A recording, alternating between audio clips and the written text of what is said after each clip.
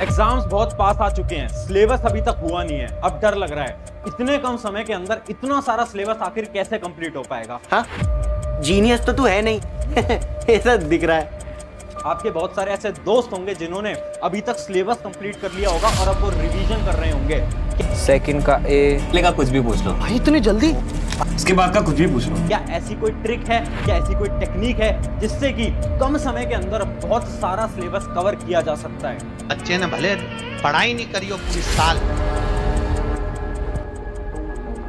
सो hi everyone, मेरा नाम है Prashant, mentor of thousands of students. आज की वीडियो उस हर एक स्टूडेंट के लिए है जिसका अभी तक सिलेबस कंप्लीट नहीं हो पाया है। देखो, क्या आप किसी कॉम्पिटिटिव एग्जाम की तैयारी कर रहे हो जैसे कि जेईई नीट, या फिर आप बोर्ड एग्जाम की तैयारी कर रहे हो, आपके एग्जाम्स बहुत पास आ चुके हैं, शायद आपके एग्जाम में 15 दिन, 20 दिन, 1 महीना, 1.5 महीने, 2 महीने के अंदर आपके एग्जाम होने वाले हैं और आपका सिलेबस कंप्लीट नहीं हो पाया है। आपको डर लग रहा है ना? बहुत आपके ऐसे मित्र हैं ना जिन्होंने अभी तक सिलेबस कंप्लीट कर लिया, वो रिवीजन कर रहे हैं और वो आपसे पूछते हैं कि तेरा कितना हुआ, तो आप सोचते हो कि यार मेरा तो अभी तक सिलेबस भी कंप्लीट नहीं हो पाया है। मुझे पता है इस समय पर आपको डर लग रहा होगा, है ना? इस चीज को मैं समझाता हूं एक छोटी सी कहानी के साथ। कहानी को बहुत ध्यान से सुनना, आपके लिए बहुत इंपॉर्टेंट रहने वाली है। ये कहानी है दो भाइयों की। दो भाई थे, रोहित या मोहित, हम नाम ले रहे हैं उनका रोहित या मोहित, ठीक है। एक दुकान पे जाते हैं और जो कुत्ते होते हैं ना, उनके बच्चों को खरीद के लेकर आते हैं। जैसे एक ब्रीड होती है जर्मन शेफर्ड, 2 जर्मन शेफर्ड के बच्चों को वो लेकर आते हैं, एक रोहित एक मोहित, ठीक है। अब जब वो रास्ते में जा रहे थे ना, तो उन्हें 5 चोर देखते हैं और 5 जो चोर होते हैं ना, वो एक प्लान बनाते हैं। वो एक प्लान बनाते हैं जिससे कि वो जो उनके जो कुत्ते के बच्चे थे ना, उनको वो चुराना चाहते थे और चुरा कर उन्हें बेचना चाहते थे, क्योंकि वो जो जर्मन शेफर्ड होते हैं बहुत महंगे आते हैं। तो एक वो बहुत खतरनाक सा प्लान बनाते हैं 5 चोर, और वो 5 चोर पता है क्या करते हैं? वो एक एक करके जाते हैं रोहित और मोहित के पास और जाकर ये बोलते हैं, अरे भाई, ये तेरे हाथ में क्या है? ये तो भेड़िया का बच्चा है, ये तो भेड़िया का बच्चा है, इसको जाके जंगल में छोड़ के आ जाओ, वरना बड़ा होके तुम्हें ही खा जाएगा, तुम्हारी फैमिली को खा जाएगा। तो पहले जब एक इंसान आता है तो रोहित और मोहित इग्नोर कर देते हैं, सोचते हैं पता नहीं क्या पागल इंसान है, और आगे आगे आगे बढ़ते जाते हैं। अगली बार दूसरा बंदा आता है, वो भी ये सेम चीज बोलता है। फिर तीसरा बंदा आता है। जब चौथा बंदा आकर ये सेम चीज बोलता है ना, तो जो रोहित है ना, वो टेंशन में आ जाता है। रोहित ये सोचने लग जाता है, यार कहीं सच में ये भेड़िया का बच्चा तो नहीं है, कहीं सच में दुकानदार ने हमें पागल तो नहीं बना दिया।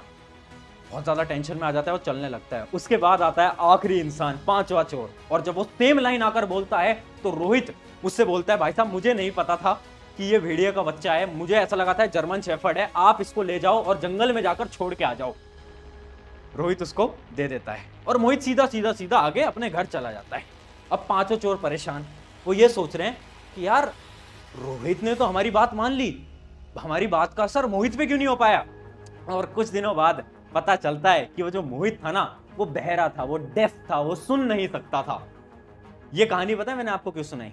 ये कहानी रोहित मोहित की नहीं है, ये कहानी 2 स्टूडेंट्स की है। हाँ, ये उन 2 स्टूडेंट्स की है जिन दोनों का अभी तक सिलेबस कंप्लीट नहीं हुआ है। जब आपका सिलेबस कंप्लीट नहीं होता ना, तो आपसे सोसाइटी बोलती है क्या कि इतने कम समय में कैसे कर पाओगे। आपसे आकर बहुत लोग बोलते होंगे ना कि अच्छा तुम इस कॉम्पिटिटिव एग्जाम की तैयारी कर रहे हो, अच्छा तुम बोर्ड एग्जाम की तैयारी कर रहे हो, बोर्ड एग्जाम में तो सिलेबस अभी तक कंप्लीट हो जाना चाहिए था।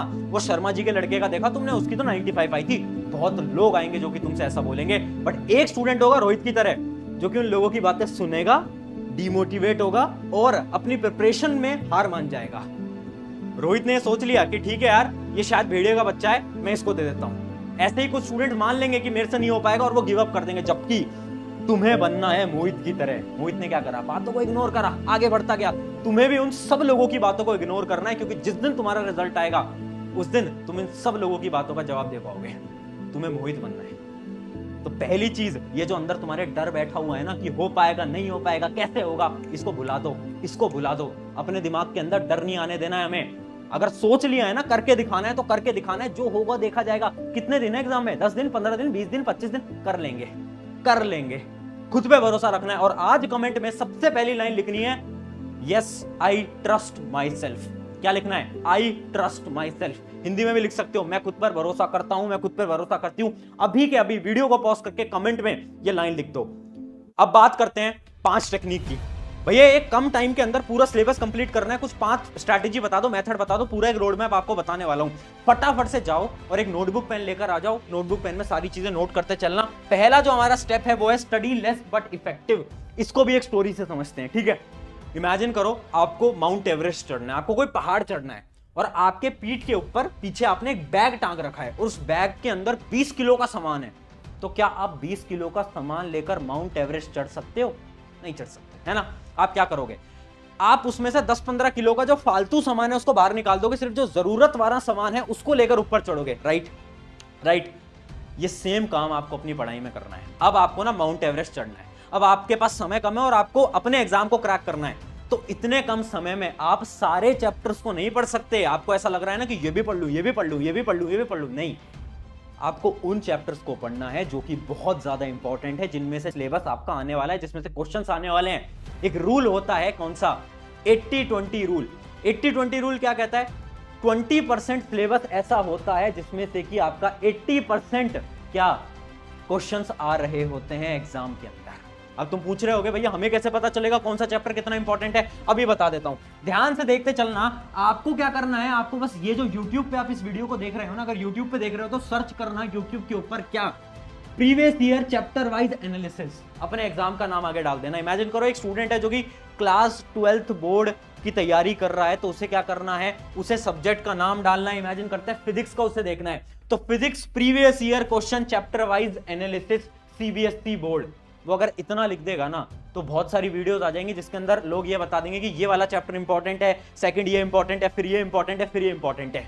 आपको क्या करना है, आपको सबसे पहले इंपॉर्टेंट चैप्टर को करना है। जैसे कि इमेजिन करो आपके फिजिक्स में है 10 चैप्टर। अब जब आप प्रीवियस ईयर क्वेश्चन देखोगे ना तो आपको पता चलेगा अच्छा ये 7 चैप्टर इंपॉर्टेंट है, ये 3 चैप्टर इंपॉर्टेंट नहीं है। तो पहले इन 7 चैप्टर को करो, उसके बाद अगर समय बचता है तो इन 3 चैप्टर को करो।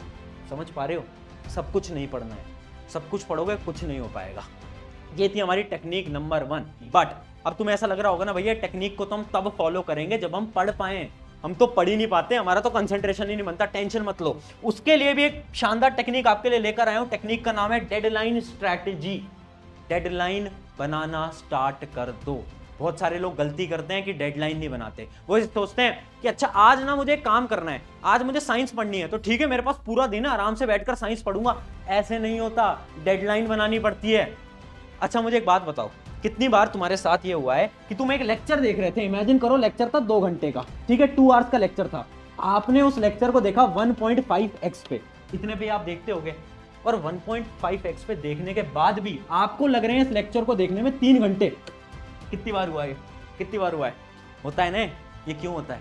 ये इसलिए होता है क्योंकि आप कंसंट्रेट नहीं कर पाते। बीच में आप लेक्चर देख रहे हो, अचानक से दोस्त का फोन हो गया, अरे यार हाँ यार बता यार क्या है, क्या चल रहा है? अच्छा हाँ यार एग्जाम की तैयारियां, वो तो होती रहेगी, और बता क्या चल रहा है। ये तुम करते हो, इंस्टा रील स्क्रॉल कर रहे हो, है ना। ये सारी चीजें बंद करनी पड़ेंगी। बंद कैसे होंगी? डेडलाइन बनाओ। अगर 2 घंटे का लेक्चर है तो सिर्फ एक डेडलाइन बनाकर चलो, ठीक है ये मेरा साइंस का लेक्चर है, 12 से 2 के बीच में मुझे इस लेक्चर को पूरा देखना है, फिर चाहे कुछ हो जाए, 2 घंटे के अंदर देखना है। एक डेडलाइन बनाओ। जब दिमाग के अंदर एक डेडलाइन होगी, प्रेशर होगा, और जब प्रेशर पड़ेगा तो आप डिस्ट्रैक्टेड नहीं होगे ऑटोमेटिकली, ठीक है। ये क्या थी हमारी स्ट्रैटेजी नंबर 2।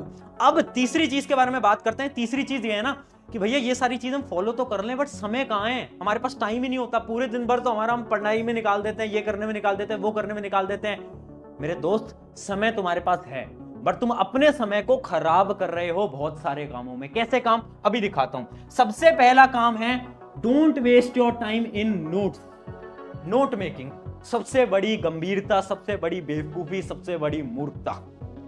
बच्चे क्या करते हैं ना, एग्जाम आ रहे हैं 15 दिन में, क्या करेंगे? नोट्स बना रहे हैं लेक्चर से देख देख के। क्यों? और नोट्स बना भी रहे हो तो इतने सुंदर सुंदर बनाने की क्या जरूरत है? मैंने बहुत सारे ऐसे स्टूडेंट्स देखे, स्पेशली मैं यहाँ पर लड़कियों की बात कर रहा हूँ, ऑफेंड मत होना मेरी बात से, बट मैंने बहुत सारी लड़कियों को भी करते हुए देखा है एग्जाम कुछ दिनों में, और बहुत सुंदर सुंदर सुंदर सुंदर सुंदर सुंदर सुंदर नोट्स बना रहे हैं। धीरे धीरे धीरे धीरे अपने समय को खराब मत करो। नोट्स अगर बना रहे हो तो ऐसे बनाओ कि सिर्फ तुम पढ़ पाओ।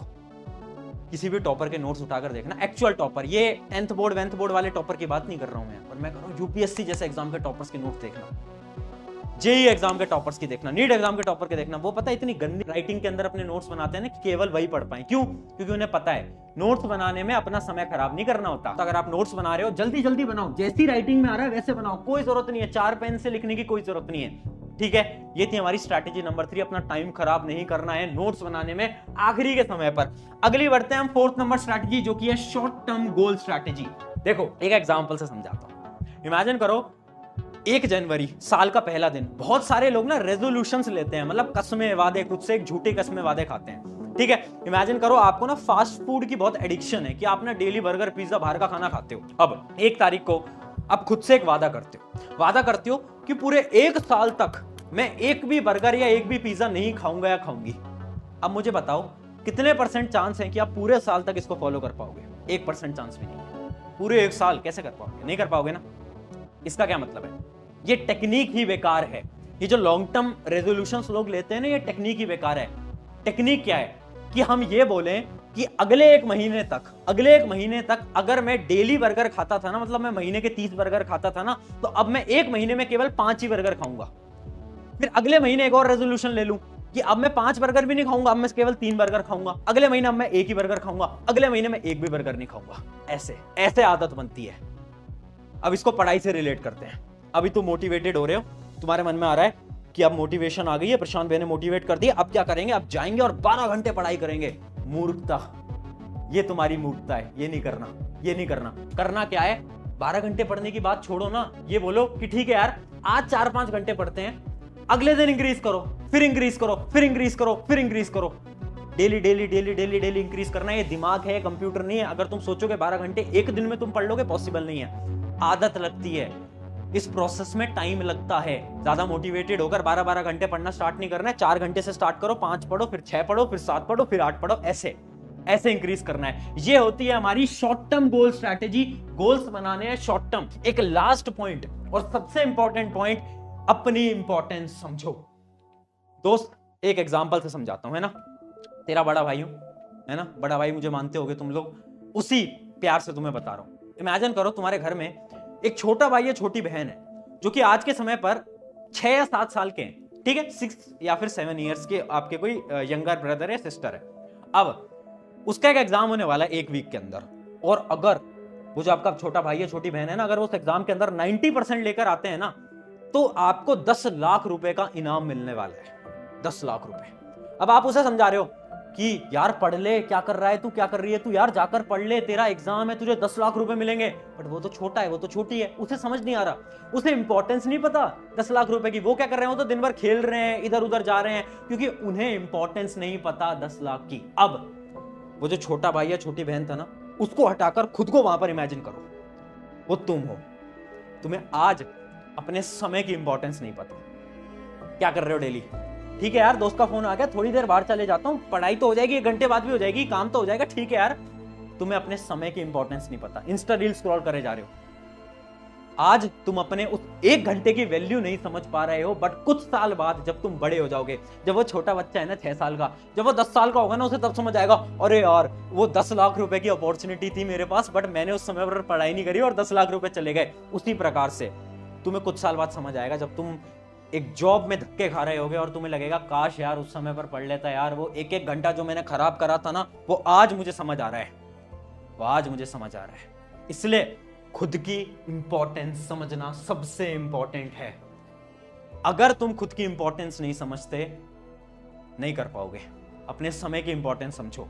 अपने समय को अपने दोस्तों पर अभी खराब मत करो। कुछ समय एग्जाम के पे फोकस लगा दो, उसके बाद समय अपने दोस्तों को देते रहना, उसके बाद समय अपने मोबाइल फोन को देते रहना, उसके बाद समय ये जो तुम YouTube पे व्लॉग्स देखते हो, इसको देते रहना। कौन मना कर रहा है यार?